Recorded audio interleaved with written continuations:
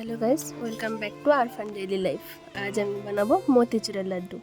তাই আমি এখানে 1 কাপ পরিমাণ বেসন নিয়ে নিয়েছি আর বেসনটাকে জল দিয়ে ভালো করে ফেটিয়ে নিচ্ছি। যত পরিমাণ জল লাগবে সম পরিমাণ জল দিয়ে আমি এইরকম একটা ব্যাটার তৈরি করে নেব। তারপর প্যানে তেল দিয়ে আমি এইভাবে সরু সরু করে চামচ দিয়ে ব্যাটারগুলোকে দিয়ে দিচ্ছি। আপনাদের কাছে পাইপিং থাকলে আপনারা ওইটা দিয়ে করতে পারেন, আমার কাছে ছিল না। তারপর উল্টে পাল্টে লাল লাল করে ভেজে নেব। ততক্ষণ পর্যন্ত ভাজতে থাকবো যতক্ষণ না এটা একটু সুন্দর করে কালার চলে আসছে, একটা লাল লাল করে। এই দেখুন আমারটা কীভাবে কালার চলে আসছে পরপর। এটা একটু সময় নিয়ে অল্প ধাপে ধাপে করে ভাজতে হবে যতক্ষণ না লাল লাল হয়ে যাচ্ছে, কিন্তু পুড়িয়ে ফেলা যাবে না। দেখুন এইরকম লাল লাল করে ভেজে নিতে হবে। আমার ভাজাগুলো হয়ে গেছে, আমি একটা প্লেটে তুলে রাখছি। একটা প্লেটে করে তুলে নিলাম, সবগুলো তুলে নিয়ে আমি রেখে দেবো এক সাইডে। তারপরে আমি আর চিনির সিরাটা তৈরি করে নেব। চিনির সিরা তৈরি করার জন্য আমি একটা নর্মাল কাপের 1 কাপ পরিমাণ চিনি নিয়েছি আর ওই কাপের সম পরিমাণ 2 কাপ পরিমাণ জল দিয়ে দেব।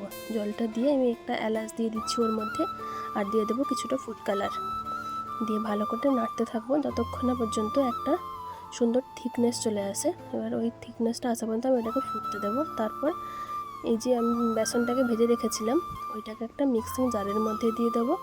মিক্সিং জারের মধ্যে দিয়ে ওইটাকে আমি একটু ব্লেন্ড করে নেব।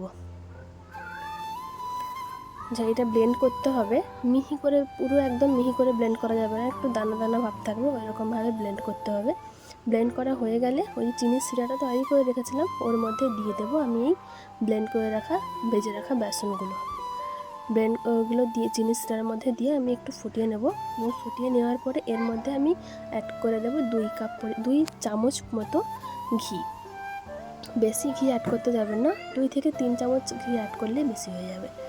তারপরে আমি এটাকে একটু ভালো করে নেড়ে একটু আঠালো আঠালো টাইপের করে নেব যাতে শক্ত হয়ে যায় একটু। তারপরে আমি একটু ফ্যানের তলায় দিয়ে দিয়েছি। হালকা ঠান্ডা হয়ে চলে এলে এটাকে এইভাবে হাত দিয়ে গোল গোল করে নিতে হবে।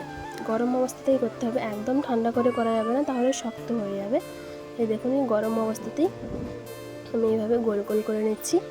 গোল গোল করে নিয়ে এর উপরে কিছু বাদাম দিয়ে ডেকোরেশন করে দেবো। তৈরি হয়ে গেল আমার মতিচুরের লাড্ডু। Thanks for watching. এবং আপনারাও এইভাবে বাড়িতে বানিয়ে খাবেন, দারুণ স্বাদের হয়েছিল। Thank you.